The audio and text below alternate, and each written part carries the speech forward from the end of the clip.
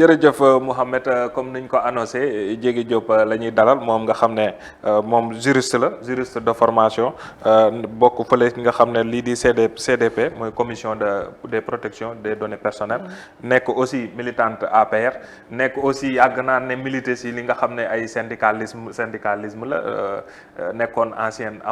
Amazon nag bu université Gaston Berger loolu boo ko déggee mooy ñi nga xam ne nii góor nuñ koy waxee sax jigéen góor yóbbulul jigéen dara maanaam mu taxawaay boobu lañ doon am di xeex tamit non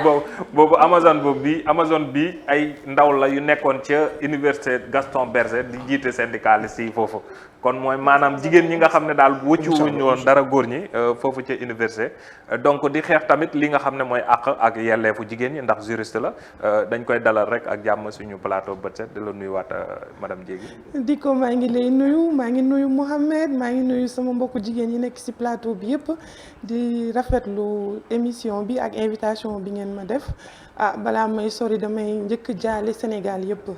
di jaale Sénégal yëpp ñi nga xamante ne mbas bi moo tax ñu ñàkk papa wala ñu ñàkk yaay wala ñu ñàkk jarbaat wala ñu ñàkk tonton di jaale Sénégal ñi nga xam Sénégal yëpp maa ngi leen di jaale Thione Ballago Seck ndaxte papa Thione la ko ñëpp doon woowee kon papa yi sénégalais yëpp la may massawu képp ku ñàkk waajur ndax waali tey dana mën naa wax sama jaan bi màtt na ko ñàkk waajur dafa metti rawatina waajur bu góor kon maa ngi koy massawu di jaale ñëpp di nuyu internautes yi di nuyu sénégalais yi wax namoon naa leen jërëjëf yow taxawaayu jigéen maanaam xeex ak yelleefu jigéen am nga ci taxawaay ndax juriste nga tamit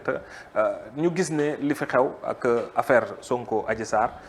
Sarr di jigéen boo xam ne dafa jàpp ne dañ koo tooñ mu mel ni nag ci xeex bi daf cee xawoon a wéet trop boo ma laajee ci diggante Sonko ak Adji Sarr dinaa ci sawar a wax ndax du lu exceptionnel pour man parce que góor la ak jigéen sénégalais lañu waaye lu tax nga interpellé ma ci Adji Sarr xam naa li mu nekk jigéen moo tax am naa habitude défendre benn affaire dama tàmm di wax jigéen ak ku mu joteel bu la tooñee ak bu la tooñu dañ ñu koy reproché nag waaye man jigéen ku mu joteel rek pour man dama lay jàppale la ba pare du tere ñu wax la lañ la war a wax rawatina ba nga xamee ne xamaguñu dëgg fan la féete dañu war a jàppale Adji Sarr pour dëgg mën a am waaye dañu war a jàppale Sonko itam pour dëgg mën a am ndax il y va de son intérêt. mais dañoo gis ne daanaka mbootaayu jigéen ñi dañoo xaw a daal bu dee xeex nañ sax gisuñ leen yëguñ ko bu baax ci ginnaaw Adji Sarr. dafa am leen loo xam te ne dafa xew. dafa xew Sénégal léegi itam bu ragallu ndax certes nous sommes une démocratie jeune 60 ans kese la ñu am indépendance. waaye lii ñu gis tey jii Sénégal musta am ku nekk am nga droit far foo far Mouhamed wax na ko léegi fii mooy Sénégal ku nekk am nga droit wax la nga xalaat day tax nga may keneen ki mu wax la mu xalaat waaye léegi Sénégal boo faree fenn c'est-à-dire mouvance bi boo àndul ak ñoom mouvance mooy ñi nga xamante ni ñooy génération 4.0 wala 5.0 boo àndul ak ñoom ñu saaga la ñu xas la ñu wax la lu ñaaw mbaa ñu taal sa kër est-ce que loolu taxul nit ñi daal di marquer une pause parce que association jigéen ñi même bu dul Adji Sarr tey nul n'est à l'abri du man. du sama mbokku jigéen ñi nekk ci plateau bi du sama doom bu jigéen bee dem di jàngi ji du sama yaay bi ma bàyyi ci kër gi du sama ay jarbaat ku nekk li dal Adji Sarr wala li mu wax ni moom moo ko dal mën na dal ku nekk si ñun kon bu ñu jegee jékki-jékki am loo xamante ni dëkk bi yëngu na ba li nga xamante ni moo ñu boole nag te mu gën a diis li nga xam ne moo ñu tàqale ñu bëgg remettre loolu en question dina am ku nekk politique boo choisir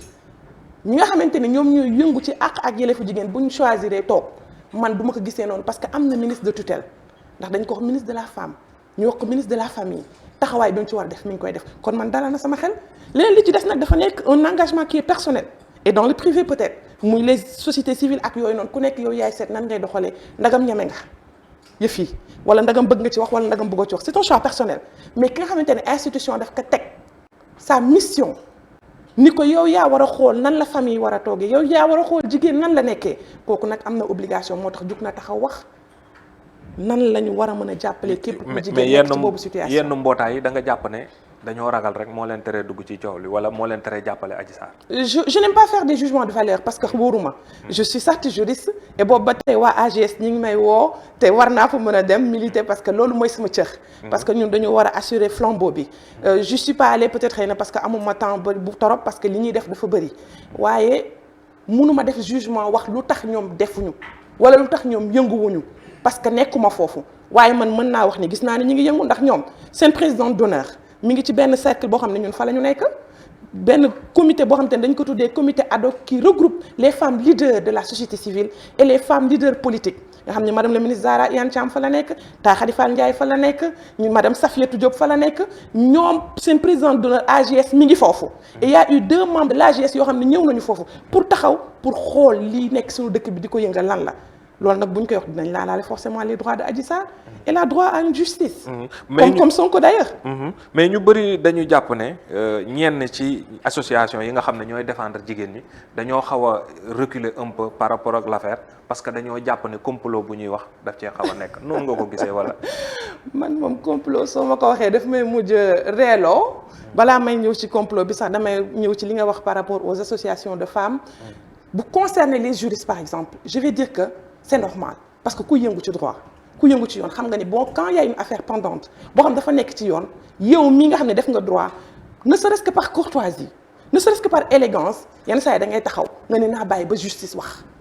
naa bàyyi ba justice àtte parce que loolu mooy cëram. mais dañ doon gis ñoom dañ doon jël cas de viol yu ci mel nii dañuy jël ay avocats commettre ay avocats yu bëri mais bii dañoo gis ne sax daanaka bëriwul ay avocats. Adji Sarr mënuma wax par rapport ak ñoom. sincèrement mënuma wax lan moo leen motiver. comme li ma la wax sentir naa des membres yu bokk AGS yu nekk foo xam ne ñi ngi fay yëngatu di wax li nga xamante ne mooy yëngu ci dëkk bi ensuite AGS c'est un ensemble ku ci nekk des femmes des juristes sénégalaises je suis juriste jëluma Adji Sarr di ko faral déedéet bokkuma ci camp wu Adji Sarr bokkuma aussi ci camp wu Sonko je suis militante nag de l'APR et je le réclame je fais partie de la coalition Benno Bokk Yakaar et je le réclame j'ai un président de la République qui est chef de mon parti c'est le président Macky Sall et je le réclame mais je dis je fais confiance à la justice de mon pays am na loo xamante ne yëngu na te c'était une affaire privée muy góor ak jigéen bu tëju ci benn nekk la fa xew ñoom ñoo ko xam waaye nag bu fekkee dem na ba àgg ci kaw ba tax na ay bakkan rot ci bëgg nañ xam loolu nan la tëddee. moom mu ngi ciy jiiñ seen président ne moom nekk ci gannaaw moo complot yow gis nga ne complot la ak affaire yi juridiquement nu mu doxee noonu. bon complot bëgguma ci woon sori sax torop parce que. seen njiitu parti la jiiñ de. dafa am moo ci nekk ci dafa am lu xew ba des. Sonko ak Macky Sall damay bañ ñu di leen teg ci benn balance. Sonko xoolal trajectoire 15% bii ñu koy defar ba tax mu am plus fort reste au niveau de l'Assemblée nationale xoolal trajectoire président Macky Sall mën naa leen ko nangul ñu ni président Sonko parce que c'est un président de parti. Ensuite si nous sommes bu amee parallélisme des faits des formes am na loo xamante ni da nga koy nangul nit gis nga loo bañal nit kenn du la ko nangul. Président Macky Sall a eu un trajectoire boo xamante ni unique dans son genre tey jii président Macky Sall est le président des Sénégalais élu avec plus de 58% de voix c'est la première fois dans l'histoire politique de ce pays waaye yéen kii nga xamante ni tey jii dafa nekk président waxuma la candidat la parce que bi mu gagné léegi ça fait 1 an 2 ans maximum am loo xamante ni mi ngi koy xaar fii ci biir dëkk bii am ay plan yoo xam da ko teg am loo xamante ni daf ko mébét pour jigéen am loo xam daf ko mébét pour xale am loo xam daf ko mébét pour mag am loo xam ne daf ko mébét ndax bu dul dara c'est la postériorité ku ne bëgg nga fenn foo xam ne boo fa nekkoon boo fay génn ñu ne jaraw lakk diw wala kii lan la fi def wala kii lan la fi wax waaye yéen kooku dina am temps di xeex ak wala di xuloo koo xam ne plus fort reste la am 15%. ki nga xamante ni 3 ans am la parti woom am 26% mu gagné dem première participation à l'élection présidentielle mu am 26% mu jàll dem deuxième tour mu daan ki nga xamante ni kooku ñëpp xam nañ lan la doon ci dëkk bi ñëpp xam nañ lan la doon ci Sénégal ñëpp xam nañ lan la doon ci Afrique muy son père le président Abdoulaye Wade mu jógee foofu Sénégalais yi renouveler waat sa confiance à l'endroit de cet homme waa kooku ban jot la am. léegi da ngay ban jot la am. pour di lijjanti 15% au Sonko da nga koy soofantal ndaxte Sonko aussi quoi qu'on puisse dire jaarut fu président jaar mais lam am 15% bu fekkoon ne Macky moo nekk ci trajectoire am bi mu jaar est-ce que dina am 15%. bu Macky bi soo trajectoire am nee naa la première fois bi mu defee 26% la am. nekkoon na ministre nekk président assemblée. macha allah Ousmane Sonko jaarut macha te allah ñëw moo na tax am nga war a 15%. xam ne il ne boxe pas dans le même ring et puis du ma ko soofalal Sonko déedéet. alhamdulilah parce que 15% c'est des Sénégalais qui ont exprimé leur voix même bu dee tontine la parce que Karim boobu fekk bokkul boobu fekk ne Khalifa Sall bokkul. waaye da nga ko koy daal di nangul da nga ko koy daal di nangul mais je veux dire est-ce que président Macky Sall moo yee Sonko 22h depuis 2014 muy pratiquer muy dugg foofu Farba Senghor dégg naa ko barki dem mu koy wax ni moom ci boppam dafa soxla woon ay carreaux soxla benn peintre jël ko yóbbu ko ba foofu ci bunt bi ni ko dañ dem fii ma wan la peinture bi ma fa def waaye de ay xale yu ndaw ñoo fi nekk ñoom lañ fi dugal ñoo xamante ni dañuy massé dañuy def massage Farba ni ko bëgguma fa dugg ndax wóorul moom mi nga xamante ni aspiré wul à nekk président de la République moom mi nga xam ne musul am 15% des voix des Sénégalais moo mën a ragal loolu parce que am na image boo xam da koy préserver sakatuma ak Sonko mi nga xamante ni il s'est toujours peint à un surhomme il s'est toujours peint comme koo xam ne moo xam lu kenn xamul il s'est toujours peint comme koo xamante ni moom moo jekk ci lu baax il s'est toujours peint comme le meilleur des musulmans il s'est toujours peint comme koo xamante ni la mu xam wala la mu dox wala la muy doxal kenn du ko doxal Sénégal kooku moo waroon moytu parce que gis nga kooku du président moo téye loxoom takk ay bëtam solol ko mël fa dawal ko 22 heures yóbbu ko ba foofu du président may mu tuuti rek parce que complot parce que why not je vais te poser la question pourquoi pas parce que même bu dul président Macky Sall tey ku bokk APR man Diégui Diop munoon naa tey jii xam Adji Sarr depuis bu yàgg ma ne Adji Sarr yow koy maase mu ni Sonko lay maase man contre naa Sonko même si bassesse yooyu quand même duñ ko nekk di ko cautionner waaye on est en politique bu ñu jël ay exemple dañu jël les États-Unis d'Amérique mbaa ñu jël en France xam nañ ñuy def politique qu'est-ce qui risque tey jii ku mel ni Diégui Diop par exemple je ne dis pas la Joyce quelqu'un une militante lambda qui veut faire plaisir à son président ki nga xamante ni bëgg na par exemple éventuellement dindi ci langue politique bi koo xamante ne xalaat na ni mën na def lu ñaaw par exemple ëllëg gagné APR wala quelque chose d'autre je ne parle pas du président je parle de l'APR kooku tey mën na gis Adji Sarr ne xaaral ma préparer benn affaire jàpp Sonko waa lii koo xamante est-ce que demeewul noonu non may ma même bu demee noonu waaye yow xalaat nga ni kooku war nañ ko mën a jox suñu dëkk bi koo xamante ni lu ndaw mën nañ ko def complot mën nañ la boole xale boo xam ñaar fukki at la am. pour dem may ma tuuti rek massage da nga maa posé question. waaw xam nga massage. ñëpp xam nañ massage thérapeutique. ñëpp xam nañ li am bañ na ko ba séance yi c'est entre 15 et 20 000 maximum et il y a des établissements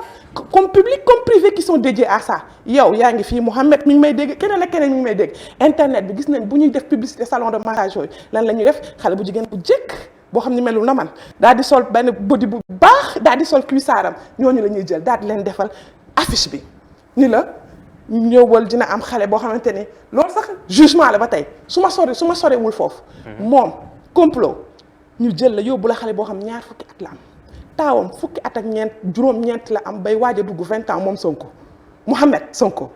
sa moroomu taaw ba pare yow nga ni ibaadu nga doo nuyu jigéen waxatuma ak laal jigéen yow nga ni da nga feebar boo xamante ni spécialiste nga soxla ki am ñaar fukki at bu àdduna doon baax ba muy jàng baccalauréat mënu ko weesu wala dëgg maximum parce que elle peut être quand même exceptionnelle wala mu nekk nit koo xamante ni elle est douée kooku ban spécialisation la mën a am thérapeutique pour mën a gérer sa yaram ba mën la masser loo xamante ni dina mën a tax yow dootoo yëg benn yëg-yëg sa yaram et au-delà de ça ban kooku nan la ñu mën a préparer loo xamante ni yow yaa ko magee ñaar fukki at ak juróom ñaar Sonko a 27 ans de plus que Adji Sarr Sonko est libre d'aller là où il veut d'accord mais quand on aspire à diriger un aussi grand peuple que le peuple sénégalais quand on aspire à être au niveau de la magistrature suprême de ce pays palais bee nga toog fa da ngay moytu mooy tax rek. kon ñàkk a moytu moo tax ngeen piège am. non du tout. déggoo li ma la wax man Diégui Diop par déontologie amuma jot pour di piège de Sonko. mais sakantuma ak son excellence keneen mais keneen ku bëgg lu neex Macky Sall même bu fekkee keneen ku nekk ku bëgg lu neex président Macky Sall ba nga xalaat ni war nga ko mën a def. tey jii boo ko defee ba tax na nga war a mën a jàpp Sonko kon ma xalaat ni Sonko ne mérite pas sincèrement d'être notre président. ok moom jàpp na tey ba tey ci wàllum complot boobu ba nee na bii ñëw sax mooy boo moytu terrorisme ngeen koy jiiñ ne terroriste la ak yooyu. tu sais di ko ndax di ngeen mën a àgg foofu pour éliminer un peu adversaire politique. balaa may àgg si éliminer adversaire politique tu sais ce que c'est que le patriotisme. C'est l'amour qu'on a de la patrie. Le patriotisme c'est la volonté de se dévouer de se sacrifier xam nga tubaab dafa précis de se sacrifier. mu jógee foofu mu ni qu'est-ce que c'est qu'un citoyen c'est l'attitude citoyenne que l'on a c'est-à-dire li nga xam ni par rapport qui sont relatifs au civisme yow nga taxaw loolu ñoom dañoo romb loolu yëpp de romb civisme ak yëpp ba taxaw ni ñoom ils sont des patriotes te ma gën leen nekk patriote parce que du ma kenn di wax patriote nga bàyyi ma fi je suis une patriote quand on est une patriote on aime sa patrie et aimer tey nag moom damay daal di def tuuti romantisme ndax xam nga jigéen ñi moo tax ma naan nañ ñu dénk dëkk bi parce que ñun xol la ñuy demee après xel bi nag dañ ñu fa fekk aimer c'est se quitter soi-même pour se donner à l'autre bu fekkee da nga bëgg dëgg-dëgg sa dëkk da ngay daal di bàyyi ta personne tu dois pas être imbu de ta personne tu dois pas être arrogant da ngay xool lan moo nekk sa kanam ana lan moo sut sa jëmm ji ana lan nga xamante ni moom mooy jiiñ yi téye suñu dëkk bi ba waruloo ko mën a yëngal. Sonko mortal combat lay woote Sonko bu waxee insurrection lay woo jóg leen Sonko bu waxee résistance lay wax Sonko première vague bi passé na fukki nit ak benn gaañu si maa ngi leen di masawu na xam naa luy ñàkk waajur waxatuma ak ñàkk doom Sonko bu jógee foofu nit ñi di jooy pareeguñu nga taxaw ni une deuxième vague mel ni corona nga taxaw nga ni dañu lay jiiñ ce qu'on appelle le terrorisme moom bu fekkee il fait partie des hauts cadres de l'administration dañuy woote pour ñu daal dañ koy wax waaye ça ne nous empêche pas de rappeler les principes d'un état de droit. Quand on aspire à diriger un pays dafa am loo xamante ni moom mooy les fondamentaux et qui ne varient jamais ce sont les constants da nga koy téye parce que tey jii li téye woon Senghor ba mu demee su dëgërul woon Abdou Diouf du toog Abdou Diouf sax mën na toog à la limite parce que ñoom ñaar ñoo bokkoon parti bu Abdou Diouf li ko téye woon les fondamentaux bu dëgërul woon kon Abdou Diouf bu demee Abdoulaye Wade du mën a toog Abdoulaye Wade bu demee kon Macky Sall du mën a toog c'est ça qu'on appelle un état et je ne parle même pas d'un état de droit dafa am loo xamante ni moom mooy jiiñ yi c'est la grande muette c'est-à-dire l'armée la police la justice loolu nga xamante ni moom moo téye li nga xamante ni moom la ñu toog c'est-à-dire la nation francolaise si Sonko na bàyyi di foowee loolu na bàyyi di laal fibre yi di laal ethnie yi di laal tarixa yi non on ne touche pas à ce que li nga xamante ni moom moo ñu dajale te loolu moo gën a fort li ñu tàqale parce que bu jëlee dëkk bii mu yëngal ko kon buñ ko koy jox lan mooy des ci ay loxoom ay miet moo ci des mu war ko tabaxaat parce que na laaj ñi nga xamante ni ba ñu jël pouvoir dafa fekkoon mu tas terrorisme dëkk bii kenn mënu ko jiñ kenn te fekk preuve amul justice bii j'ai confiance en la justice de mon pays j'ai confiance aux militaires de mon pays j'ai confiance aux policiers de mon pays et j'ai confiance aux journalistes de mon pays parce que ce sont des corps de métier te nit moo fay nekk doomu aadama foo yaroo foo jaar sa trajectoire loolu mooy définir ku ci nekk am na ñoo xamante ni am na dañuy corrompu loolu kenn mënu si dara sa jaar la ak foo jaar waaye am na ñoo xamante ni fa ñu tekkoon ni leen seen yaay yaree ak li ñu leen dékk responsabilité boobu dañuy taxaw droit ci li ñu nekk. yéen bu ñu demee ba toll ci procès pare ngeen pour soobu ci xeex bi jàppale Adji Sarr. non man xeexuma buñ tolloo ci maanaam ci dama ko tuddee xeex mais maanaam buñ demee ci wàllu yoon procès. buñ demee ci wàllu yoon damay sant damay kontaanaat parce que damay wax ni voilà. pare ngeen pour jàppale Adji Sarr. non man jàppale wu ma Adji Sarr waaw peut-être en tant que femme c'est pas parce que damay jàppale Adji Sarr en tant que femme je pourrais l'encourager parce que xamul tax je vais l'encourager parce que je vais dire que Adji Sarr ubbi na buntu boo xamante ni képp kuy politicienne là que les politiciens qu'ils sachent que ce ne sont pas des surhommes politiciens yii muy ku ànd ak man muy ku nekk au pouvoir muy ku nekkul au pouvoir muy ku nekk à l'opposition ils ne sont pas des surhommes te moomuñu dëkk bi on ne représente que 1 à 2% de la population de ce pays kon képp koo xamante ne da nga ni Sénégalais nañ la jox seen baat jox la seen ay ndombal tànk tam loi bi dafay tegu sa loxo daan dafay tegu sa kaw ba boo defee loo waru def bu ñu fàtte temps Ablaye Wade am na ñoo xamante ni c'était des responsables affaire mœurs dab leen anamu dañ ko régler après on est passé à autre chose. ok Mohamed kon dañuy def benn tour de table rek jël ay questions yu amee foofu ñëwaat. merci beaucoup madame Dieng ci waxtaan wu am solo bi damay bàyyi Adji Samb mu laajam laata muy continuer tour de table bi Adji. madame Diegui ñu ngi lay dalal ci plateau bi di la jaajëfal ci teew bi nga fi teew étant défenseur des droits des femmes ñu gis ni nag Adji Sarr dafa wet ci problème xeex bi fi am ñu gis ni wet na ci loolu léegi sama question mooy li nga xamante ne ndax tey jii beneen jigéen bu ko loolu dalee du am problème pour wax ni lii moo ko dal walla du lii ñu may laajte yéen juriste yi nan ngeen ciy taxawee au fait. Adji damay jooy ba pare ci sama biir xol comme li ma la wax je suis maman. je sais Adji Samb la elle est toute belle ak loxam yi boo paree nga may ma def lox. Adji Samb tu as tout mon respect d'ailleurs tu parlais tout de suite des étudiants di ngeen ma def digression ou bien je continue à oui parce que j'ai été étudiante j'ai pu bénéficier d'une bourse de l'État du Sénégal ma dem au niveau de Montpellier loolu moo tax sax ma dawaat ni damay ñibbisi par force parce que quand on est étudiant du Sénégal nga génn nga dem à l'étranger tu te rends compte que li nga am Sénégal ça n'existe nulle part ailleurs dans ce monde parce qu'on l'a vécu à l'université Gaston Berger de Saint-Louis j'étais délégué membre de la coordination où tous les étudiants étaient boursiers à l'université Gaston Berger de Saint-Louis où tous les étudiants étaient logés bi ma demee foofu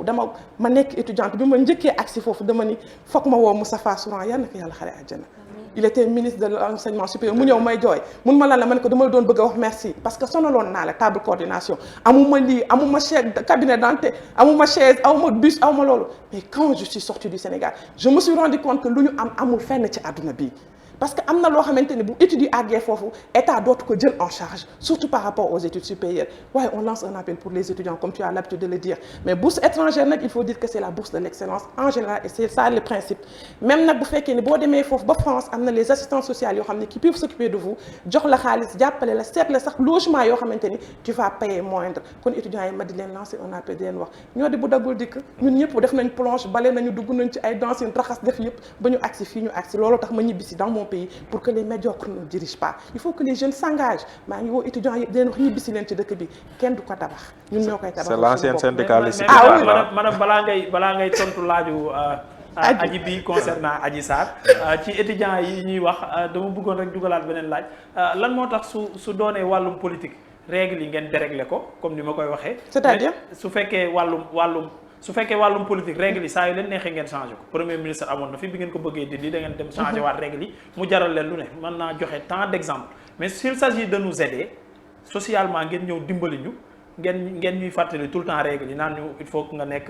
excellent il faut nga def nangam lu jarul ñu jooyantiwaat règle yi ñu xoolaat ko pour que ndimbal li ku ne mën ci jot. absolument Mohamed dañ koy xoolaat comme lépp la ñuy xoolaat comme li may wax àdduna ñaar moo fi nekk li nga xamante ni yàlla moo ko teg c'est le dogme kenn du ko laal daf lay neex nga topp mu naqari nga topp nga xam yow sa diggante ak sa borom noo koy defee mais am na loo xamante ni nit moo ko teg loolu laay wax loolu c'est la loi c'est la constitution qui est la charte fondamentale c'est le règlement c'est les arrêtés c'est-à-dire li nga xam ne nit moo koy bind la manière de faire nan ngay doxalee sa biir service loolu amul lu ñu mënul réviser la preuve man dama doon jënd ticket à 175 000 tey jii étudiant yaa ngi koy jëndee à 100 francs ou à 150 man ndékki 75 laa daan fay ticket bi léegi mi ngi à 50 francs le président Macky Sall def na ko bus su ma daan jógee Sànnaar pour dem université seeti jógee université dem seeti sama papa ndeysaan yaa naka yàlla xare àjjana je payais 100 francs ou je payais 150 léegi le ticket c'est à 50 francs tout est remis en question l'État c'est la continuité c'est des réformes quand le président veut bien faire comme par exemple lourdeur administrative bi mu amee mu war a changer le premier ministre il l'a fait il s'est mis les moyens d'accord mais quand il s'agit de changer la situation des étudiants il a mis aussi les moyens xoolal tey UCAD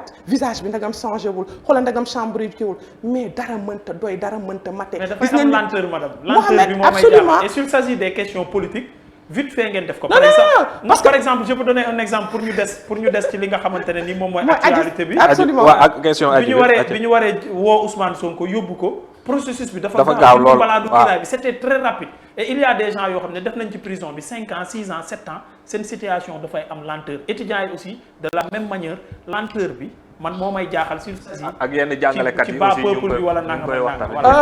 quand il s'agit levée immunitaire parlementaire d'un homme politique qu'on le doit juger que mu gaaw damay sant yàlla ci loolu te dama ni kooku nga xamante ni il est victime de ça dafa war a sant yàlla ci loolu ndax teggitumu moo war a mën a gën a gaaw loolu dafay tax képp kuy sénégalais nga xam ni tu n'es pas à l'abri képp koo xamante ne da nga nekk politicien di def loo warul mën a def dañ lay def daan day tegu sa yoon loolu daf pour man dafa war a réconforter les sénégalais parce qu'il n'a pas été le seul beaucoup de députés yoo xamante ni jaar nañu foofu noonu mais le problème des étudiants comme tu l'as dit tantôt étudiant dafa nekk loo xamante ni dañ koy defar ak di ko defaraat di ko xool ak di ko xoolaat étudiant dafa nekk loo xamante ni c'est une spécificité et quelque chose boo xamante ni dafa sensible waaye comme li may wax d'habitude rek nguur lan la fi war a mën a nekkee c'est pour la population et c'est sa vocation première lu président Macky Sall def damay wax doyul lu président Macky Sall def damay wax na ko dolliwaat parce que les étudiants méritent respect et considération parce que ñoom ñooy war a yorewaat suñu ëllëg waaw bàyyi ma tontu nag. Adji ñëwal ci question Adji moom bu ñëwee mën na dugal question waaw Adji moi je me dis que c'est un engagement personnel qui doit être fait man par exemple au niveau de Facebook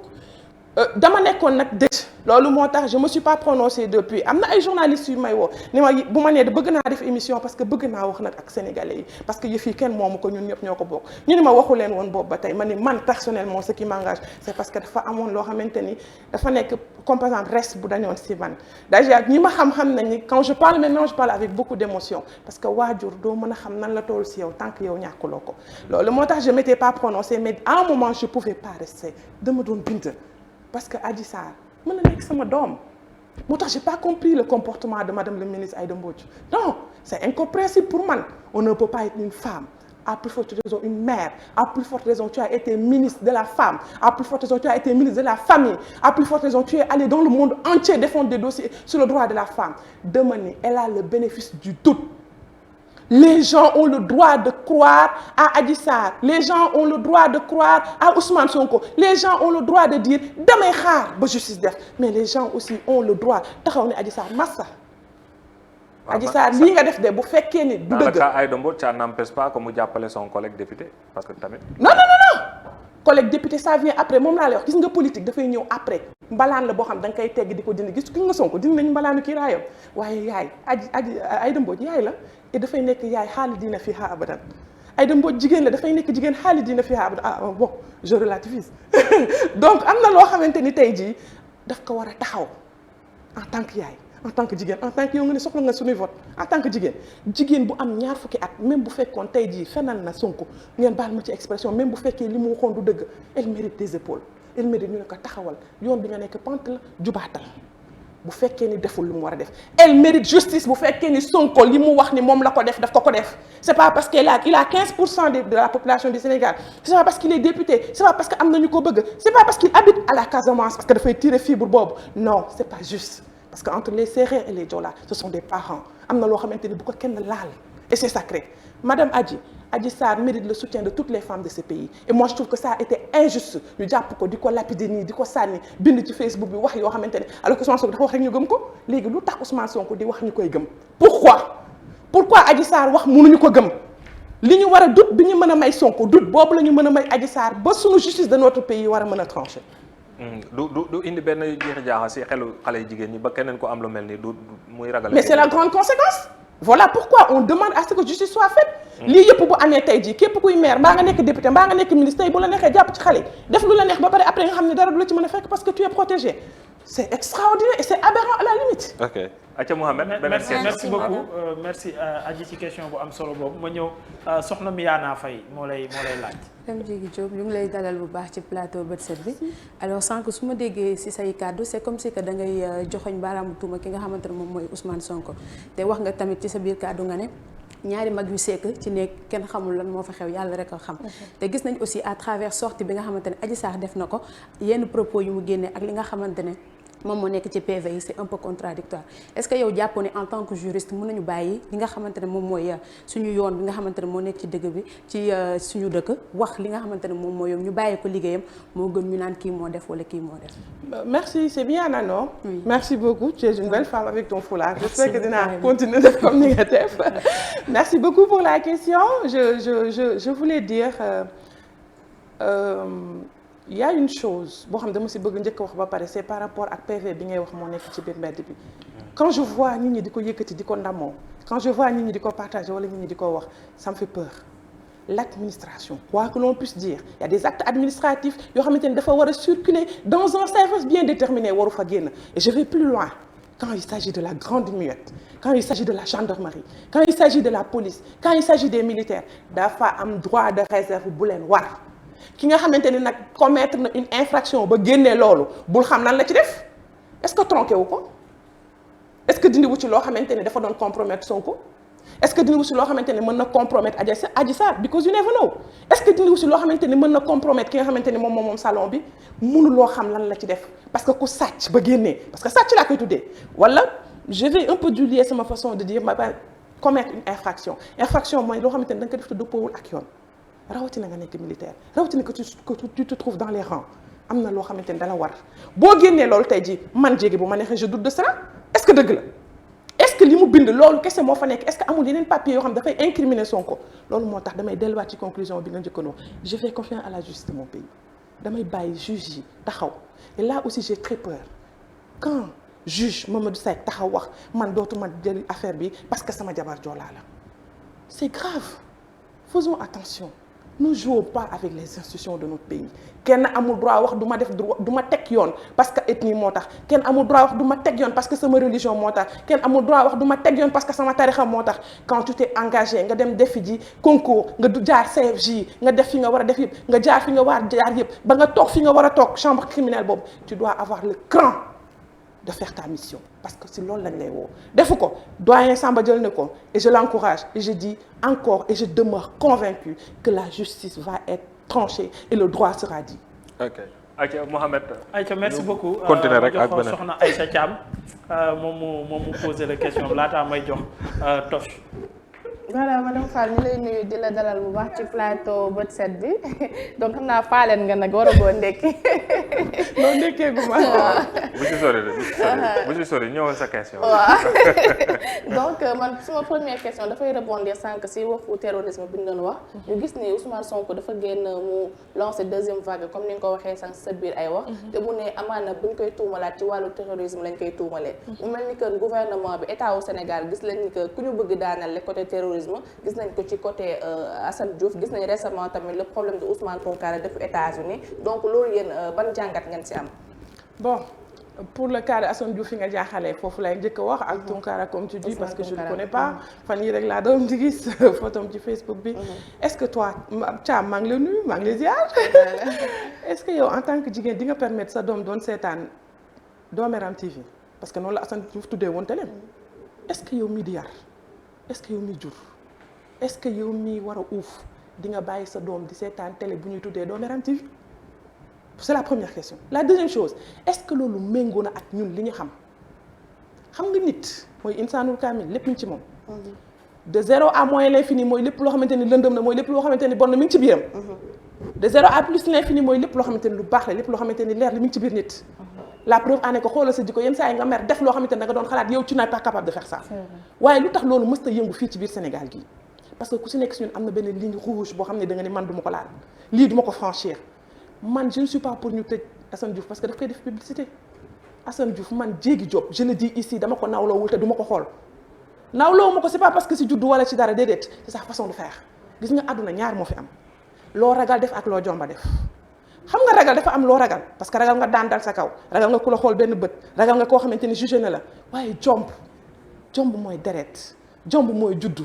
jomb mooy jaar-jaar jomb mooy am na loo xamante ni yar nañ ma si man de Diégui rus naa ñu may wax dem naa fii man de Diégui rus naa nit ñi di ma dégg justifié wut acte terroriste. waaw may ma rek moo doo ma laaj ci Assane Diouf ba pare loolu may ma parce que Assane Diouf loolu lañ ko indee d'après jomb dafa tax am na loo xam ne du ma ko def du ma taxaw ci Sénégal yëpp ñëpp di ma xool ma di saaga ay ndey maintenant Assane Diouf def na lu mu waru def yoon daan na tegu na ci kawam un autre lay def lu mu waru def yoon tegu ci kawam mais terrorisme du fort xool leen li ñu wër sur le plan géopolitique ou géostratégique comme on le dit xoolal ceinture bi ñu wër tàkk-tàkk bi ñemewu ma wax benn dëkk parce que sunu ay voisins lañ sunu sama tante wala sa rakk wala sa sœur wala sa frère bi ñu dëkk foofu lan moo tax loolu agsi wul ci Sénégal est-ce que nous sommes des surhumains est-ce que loolu waruñu dal déedéet mën nañu dal waaye dañuy moytu terrorisme am na risque terrorisme am na te ça ne date pas d'aujourd'hui. mais pourquoi état au Sénégal ku mu bëgg daaneel lekk taxé la de terroriste ba tax ñu mën laa répatrier indi la suñu réew tëj la. état Sénégal ku mu bëgg daaneel non état Sénégal bu la bëggee daaneel du fu cuune lay def laa jël Ahmed Khalifa Niass état du Sénégal tey su bëggoon daaneel Sonko man Diégui su fekkoon maa doon ministre de l'intérieur ma bëgg daaneel Sonko kon fa mu demee dimanche fa laa ko fekk tiré ko bal ne aj saa sama jabar la du ma ci fekk dara. Pour te dire état am na yoo xamante ni amateurisme la du ci dugg non c'est pas des affaires d'état état du ku mu bëgg a daal état c'est trop fort état wax naa la c'est la constante. peut-être booy bëgg a wax peut-être da ngay bëgg a wax le président Macky Sall par exemple c'est pas un candidat c'est un président de la République qui a été dignement élu et de la manière la plus belle am na loo xamante ni président Macky Sall je suis sûre et certaine musul déglu Assane Diouf à 5 minutes non parce que je sais que du genre boobu je sais que man Diégui du ma seetaan Assane Diouf musuma ko déglu 30 secondes donc sakatuma moom mi nga xamante ni ku war a gérer PUDC ku war a gérer PUMA ki war a gérer CMU ki war a gérer école bi ki war a gérer les enseignants ki war a gérer les hôpitaux tu n'as pas le temps de ça mais am na ñoo xamante ne ñoo war a tegaat dëkk bi ci yoon bu comme président Macky Sall deful sax y a des normes sociales et religieuses yoo xam ne war nañu woowaat ñoo ñu tegu ci raay bi nañu jàppaat jikko yi nañu suturaalante nañu am yar nañu am tegginte nañu am lu ñu Ousmane Tounkara dafa de luñ koy toppee lu état bind pour États-Unis pour ñu jàpp ko mooy dafay acte terroriste te xam nañ ne li muy wax est-ce que ay saaga ak yooyu rek day justifier. est-ce que saaga rek la dégg nga ko est-ce que déglu nga ko. loolu lañ bind gis dégguma benn yoon mu def ay acte boo xam ne. je l'ai pas écouté parce que il m'intéresse pas xam nga wax rek. mais bi ñu ko jàppee déglu naa lu tax ñu koy jàpp parce que je suis juriste et je suis très curieuse. bu nee jóg leen bu daree taal ñu taal bu daree wax na ba wax nañu takk sol ay bomb dem taal kii yoo xamante ni kilifa diine yi fa lañ ne wax na ko. parce que moom la ci Sall doon wax démb terrorisme am na plusieurs façons am na ñoo xam tey bu ñu fa duggee xam nga lan la ñu njëkk a def daaneel jiiñ yoo xamante ni mooy kii di Sëñ Touba Mbacké kii di Mame El Hadji Malick kii di Baye Laye ñooñu la ñuy dem taali fi ñu tëdd ba pare parce que xam nañ loolu moo téye Sénégal yàlla mi bëgg Sénégal def Sénégal nekk buntu Afrique yàlla mi bëgg Sénégal def Dakar mi nga xamante ni moom mooy buntu Sénégal yàlla mi bëgg Sénégal ba def miim aram Mim Delli muy 4 îles yi nekk fii Dakar yàlla mooy téyel boppam Sénégal ku ko bëgg a yëngal yàlla lay teg loxo. merci beaucoup ma D'accord, jox question madame, rapidement 3 minutes moo ñu dese. tos benn question. bàyyi xale bi parce que jigéen non ñi bàyyi ko il moom faut ma jël waaye question internet yi. La parce que parité. 3 minutes moo ñu dese donc. ngeen yokk 10 minutes parce que démb laa waroon ñëw ñaari émission tey la ñuy def. non tos amoo. d'accord may na ma ko merci Allez, beaucoup madame non, madame tos Fall ma ma dégg ñëwaat ko si beneen après. question bi mooy récemment gis nañu si benn plateau télévision ngay maanaam jox doole lii di état d'urgence ak état de siège bi fi président Macky Sall defoon ñu gis récemment ni que levé na loolu noonu yow ban gis-gis nga ci am. C'est l'opportunité. Il est le président de la République. Il est le gardien de la Constitution. Il est le chef suprême de l'armée. Il est le gardien de la démocratie, de la diplomatie de ce pays. Les dons qu'il a, je ne les ai pas. Il a une vision éclairée de la chose parce qu'il n'est pas un novice. Il ne vient pas seulement d'une administration dédite. Il a passé, il a échelonné, jaar sur toutes les institutions de ce pays, tant sur le plan exécutif, sur le plan législatif. Jaar na ci lépp loo xamante ne institution la dans ce pays. Quand le président prend une décision, au-delà de ma nekk partisan, je salue. Ensuite, mbas mii ñu nekk président li mu jëloon c'est mais xoolal lan la ñu indil ñun ñu ngi doon di laal 1000 morts yi lan la ñu ëppalee États-Unis lan la ñu ëppalee France ils sont plus développés que nous mais parce qu'il a une vision éclairée de la chose te terewul mu war a doxal parallèlement li mu war a doxal ñaata autopont la fi inauguré ñaata pont la fi inauguré lépp loo xamante ne mi ngi ko war a def mi ngi koy def parallèlement ba pare laal fiscalité bi ñëpp ñoo xam dañoo yor PME ñu war leen jàppale ñooñu ñëpp mu wàññi li nga xamante ne moom la ñu war a fay ci fisc bi pour dire quand le président dit qu'il faut prendre l'état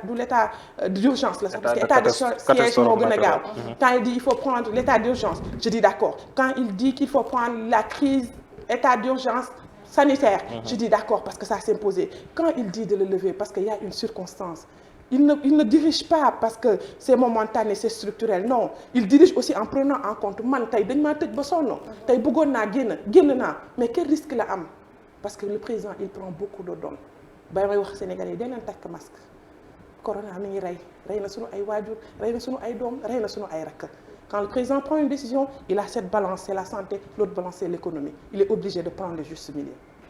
merci beaucoup madame ma dem directement maa ngi jégalu ci Limamou Laye Mame Saliou ak Sira Badiel du ma mën a jël seen question parce que waxtu moo ñu xot damay jël rek benn muy Alissa Brougne mu ne lan moo tax ngeen ne affaire bi c'est une affaire privée te déggaguñu benn yoon waa APR bu génn dem ci côté Ousmane Sonko yéen ñëpp Adji Sarr ngeen di défendre pourquoi. non mais attention pourquoi ñun ñu war a mën a dem si Ousmane Sonko quand on dit c'est une affaire privée ça veut dire ça concerne toi l'individu ça te concerne toi en tant que personne ça veut dire que c'est toi avec tes choix et la subjectivité mooy yow ci lan nga àndal ak kan nga àndal ana ku bokk APR nga xam ne yow APR nga bokk yow nga xam ne président Macky Sall mooy sa président yow nga xam ne wóolu nga sa président boobu ngay dem di ànd ak Ousmane Sonko même si au niveau de l'APR am na ñoo xam ne xalaat dañuy ànd ak Ousmane Sonko mais man mënuma tontu pour ñëpp mais damay tontu en ce qui me concerne je dis man Diégui Diop man jigéen ku mu mënti xeexal dama lay faral après su may toog ci suuf tam wax la ni def nga erreur wala li nga def waroo ko woon def wala lu tax war nga ko def damay ànd ak yow épaulé la ba fu yoon nekkee benn bu yoon daal di tranché nag après nag foofu la ñuy xam nan la ñuy defee mais au-delà de ça c'est ma position et qui est personnelle l'APR amul position bu mu siy jël c'est un ensemble d'individus ce sont des militants ku ne am nga droit ànd ak ku la neex waaye ku fekk APR ngay ànd ak Ousmane Sonko mën nga dem jëli ji carte Pastef te bàyyi président Macky Sall. merci beaucoup Ousmane terminé rapidement. waaw ok man beneen bi ngay wax sànq wax nga ci nu mu tuddati ci yi nga xam ne président jël na ko ay initiative ci wàllu emploi des jeunes mais bi coow li amee génn na ak ni mu waxee ak ne déglu na ndaw ñi gis na ndaw ñi maanaam daal dafa mel ni xam na ne am na échec ci politique de l'emploi des jeunes. je ne dirais pas qu'il y a un échec parce que échec xam nga kan nga koy mën a xam dafa mel ni dund tey jii boo dundee ba dee ba sa dernier souffle ngay mën a xam yow kan nga gënoon bëgg sa dernier souffle ngay mën a xam ndagam lan nga defoon ak mënoo ko def dañu def parallélisme rek def analogie boo yoree nguur kañ ngay xam ne yow mii am nga échec wala amoo échec boo defee bilan bi président mébét lay demee président yéene la mën a demee ci Sénégal yi président amul benn occasion amul benn intérêt à ce que du baax président amul intérêt à ce que nit dee président amul à ce que intérêt jeunes yi di xeex non président il a intérêt à am way bu baax bu dul fay xaali dina fiyaa abadan comme li Amadou Mbow am waaye tey jii dafa am mébét day am yéene mu téye ni lii par exemple 350 milliards dama koy def ci biir jeunes yi suba mën da am il fait un réagissement parce qu'il gère un pays. Le président ne gère pas un parti le président ne gère pas une maison maanaam bu toogee ba période bi mu koy def ndax kon année yi mu fi toog